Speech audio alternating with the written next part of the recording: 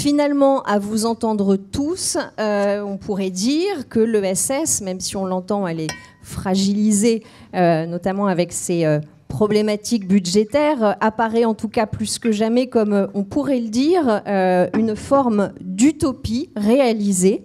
Mais ensuite, que peut-on imaginer? Est-ce qu'on peut y aller vers des futurs désirables? Est-ce qu'ils sont possibles sur le plan démocratique et écologique? Et c'est là que nous allons donner la parole à notre dernière invitée, Chloé Chevalier. Bonjour. Vous êtes autrice de science-fiction et vous allez notamment nous parler de votre dernier roman qui vient tout juste de sortir en septembre, Les Essaims, dans la collection Ailleurs et Demain des éditions Robert Laffont.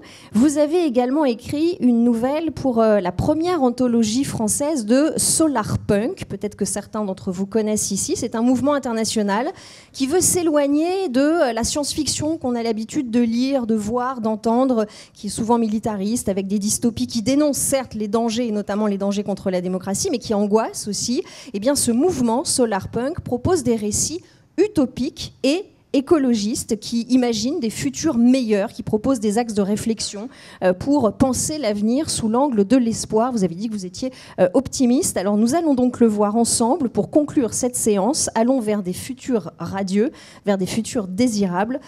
Comment l'ESS peut y participer avec cette forme d'utopie réalisée? Et vous, Chloé, comment imaginer des futurs désirables? Merci pour l'invitation. Bonsoir à tous. Donc, le lourd de responsabilité de conclure. Mais pour finir, voilà, sur une note plus légère, ludique, moi, je vais vous parler uniquement de littérature et plus particulièrement de science-fiction. Et oui, moi aussi, je vais lire des notes parce que parler devant du public, c'est à peu près l'antithèse de mon travail. Je vais faire comme tous les auteuristes, dès qu'on les invite quelque part, je vais commencer par vous parler de mon dernier livre, voilà, avant d'élargir, vous inquiétez pas. Donc ce livre s'appelle Les Essaims, c'est ce qu'on appelle une novella, donc c'est une très grosse nouvelle ou un roman très court, voilà, et vient de sortir la fin septembre. Il appartient au sous-genre du space opéra, qui est très courant au SF, parce qu'il prend place dans un futur très lointain et qu'on voyage dans l'espace.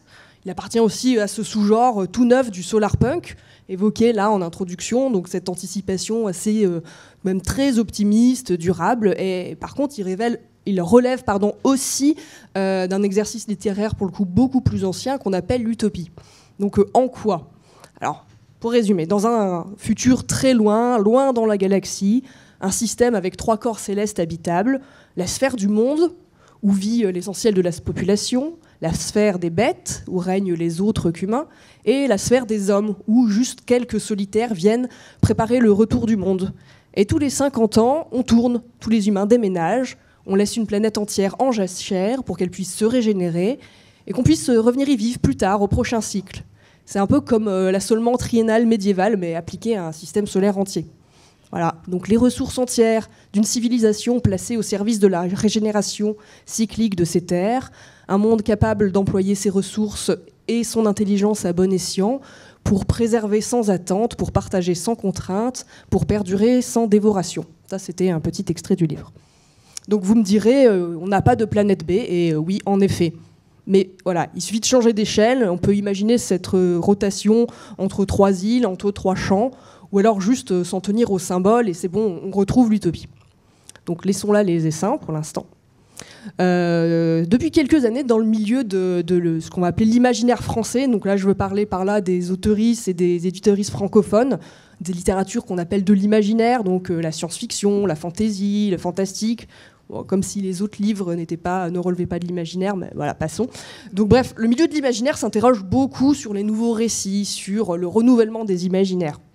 Voilà, très souvent, ça a pris la forme d'anthologies de nouvelles, où les éditeuristes faisaient appel aux auteuristes pour écrire des nouvelles sur demain. Alors on a eu demain la ville, demain la santé, demain le travail, demain les pratiques solidaires. Voilà, donc parfois on a des scientifiques ou divers spécialistes qui viennent collaborer à ces recueils.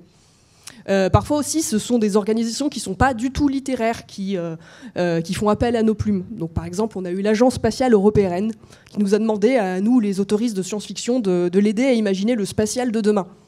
Voilà, on a aussi eu l'armée qui a fait appel à la science-fiction pour leur demander de les aider à imaginer demain la guerre et demain l'armement. Bon, alors là, il y a eu beaucoup moins de candidatures, je vous cache pas. Bon, la ligne directrice de la plupart de ces initiatives, c'était la suivante. Voilà, consoeurs, confrères de la science-fiction, voilà, prenons conscience de nos responsabilités. Puisqu'on nous demande de décider quelques portes ouvertes sur demain, eh bien, choisissons intelligemment le paysage que nous allons installer derrière.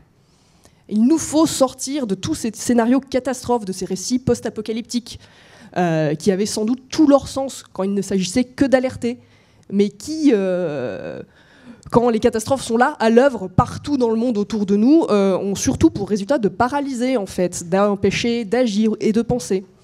Ou alors, ont seulement pour résultat aussi de divertir, mais divertir au sens détourné, dévier l'attention. Personne ne peut raisonnablement se projeter dans La Route ou dans Mad Max. On peut pas s'imaginer soi dedans. C'est trop loin de notre présent, c'est trop atroce, et c'est du coup, en fait, c'est pas là qu'on a envie d'aller. Donc, ça nous aide pas. Point. Parce que voilà, quand on est dans le noir complet, quand le monde autour nous angoisse vraiment, quand tout part en cacahuète, y compris la démocratie de notre pays, pour rallier quand même un petit peu avec le sujet de la soirée, il ne faut pas éteindre toutes les lumières, il faut au contraire essayer d'en rallumer pour continuer à avancer, même si on se casse un peu la figure en route. Voilà, ça arrive, c'est comme ça qu'on apprend à marcher. Donc oui, pourquoi pas écrire une anthologie de demain, de nouvelles qui s'appellerait Demain la démocratie ou Nos futurs récits démocratiques, voilà, en gardant cette approche solarpunk qu'on a évoquée précédemment, volontairement optimiste. Voilà, parce que même quand l'optimisme est ténu, qui n'est que des petites flammes difficiles à allumer, difficiles à entretenir, on en a besoin. Donc moi je vous affirme un truc, en tant qu'autrice de livres, de science-fiction, de fantasy, j'ai écrit un certain nombre de livres, effrayer, c'est facile, ça marche, toujours. Sortir les grands moyens pour terrifier, pour faire pleurer les lectrices, c'est toujours beaucoup plus facile que de les émerveiller sincèrement. Voilà, quand on se focalise à l'écriture sur les sentiments négatifs, voilà, on va taper tout droit dans le cerveau archaïque, et les lectrices sont capturées, vraiment, littéralement, obligées de tourner la page encore et encore. Et nous qui racontons l'histoire, on n'a plus qu'à jouir de cette espèce de toute-puissance créatrice qu'on a sur eux. Donc c'est facile à écrire, et effectivement, c'est aussi, par certains côtés, plaisant à lire, bon, en tout cas facile à lire. Parce que on aime bien avoir peur, on aime bien avoir la chair de poule et puis s'édifier devant une histoire bien terrifiante, parce qu'après, comme ça, on peut refermer le livre et se dire « je suis bien dans mon lit ». Voilà. Et susciter, alimenter l'enthousiasme, ça c'est un vrai défi d'écriture. Donc pour résumer ce qui se joue en ce moment dans le milieu de l'imaginaire francophone, une opposition entre deux voies narratives, deux types de science-fiction, donc deux types de rapports à l'avenir et donc de rapports au présent. Donc voilà, d'un côté, on va avoir une science-fiction de la peur, la peur du changement, la peur de l'invasion, des extraterrestres ou d'autres, la peur du différent, la peur de perdre tout ce qu'on a, la peur de tout ce qui n'est pas ici et maintenant, la peur de la haine la peur qui va mener à la haine, au désespoir, donc vraiment tout ce qui mène au côté obscur, vraiment. Et de l'autre côté, on va avoir une science-fiction un peu plus de l'espoir, de la confiance, de l'ouverture, ce fameux solarpunk qui essaye de s'ouvrir à ce dont a peur l'autre voix. Alors voilà, quand on écrit ce genre de choses, il y a toujours des lectrices pour nous traiter de naïfs ou de bisounours, il y en a toujours. Donc naïf, je pense que c'est un peu le mot que ceux qui jettent comme ça la figure de ceux qui essayent pour les décourager, parce que ça peut peut-être marcher, sait-on jamais. Les bisounours, aussi un mot qu'on adore quand on a passé du temps à réfléchir sur un livre intelligent. Voilà, peut-être qu'on devrait tenter une resignification subversive de ce mot, un peu comme queer ou d'autres mots.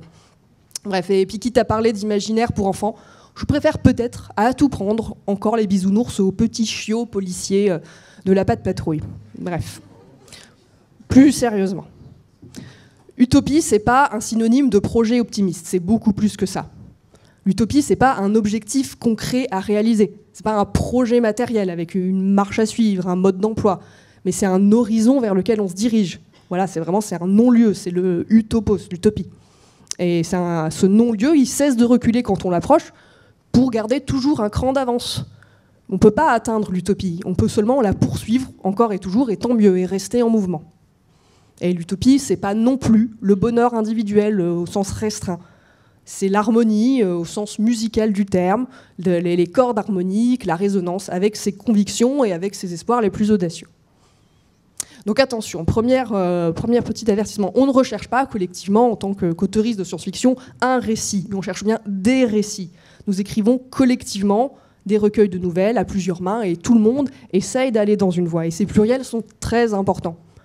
Voilà, moi, personnellement, l'idée d'un nouveau récit unique, un peu magique, qui nous lierait tous, non seulement, bon, j'y crois pas, mais ça m'effraie pas mal en fait. Donc c'est bien le flot des récits qu'il faut renouveler, pas un seul, avec chacun sa goutte pour former une rivière, une mer et dépolluer toute la chaîne de l'eau. Ok, là je me suis un petit peu emballée. Donc bien, c'est une construction collective d'un récit commun, d'un devenir commun dont il est question dans ces recherches littéraires. Pas la recherche, surtout pas la recherche d'une espèce d'histoire prophète ou d'une histoire guide à laquelle il faudrait adhérer aveuglement. Et puis d'ailleurs, est-ce qu'il s'agit vraiment de renouveler, de tout changer, ou pas simplement de résister à la tentation de l'immobilisme confortable ou même du recul narratif? Donc avant de conclure, j'ajoute quand même encore quelques mises en garde. Espérer, ce n'est pas nier. Dire que nous vivrons demain d'autres histoires, ce n'est pas fermer les yeux sur les histoires du présent, sur les guerres, les génocides, sur les famines, sur le vivant qui souffre, sur les méga-feux, sur les inondations, sur toutes les folies du climat, sur tous les extrémismes, sur tous les rétrécissements de la pensée à l'œuvre autour de nous. C'est dire que nous vivrons demain malgré tout. Parce que nier l'obscurité, c'est aussi dangereux que s'y vautrer. Et le combo gagnant, ou plutôt d'ailleurs le combo perdant, ça serait d'ailleurs peut-être nier sans même espérer. Là, ça serait vraiment l'angoisse en fait. Donc voilà, espérons, mais aussi voyons, regardons, et pour cela, rien de tel que d'allumer quelques soleils, voilà, alors fort pour boucler sur le solarpunk. Voilà, donc j'en arrive à la fin. Comme prévu, j'ai parlé que de littérature et j'ai un peu omis de répondre à la question sur comment réparer la démocratie. Parce que déjà, je ne vais pas y répondre toute seule. J'ai déjà fait beaucoup de recueils sur le travail, la santé, tout ça. Et que voilà, c'est pas mon rôle de répondre à ça. Tout au plus, je peux semer quelques pistes dans quelques petites histoires de science-fiction, dans une galaxie lointaine, dans un avenir lointain. Un avenir contre lequel nous ne sommes pas en guerre. Voilà, il y a d'autres alternatives, et il y en aura toujours. Il faut juste commencer par les imaginer, ces alternatives, toutes ces alternatives, et les imaginer tous ensemble. Merci. Merci beaucoup.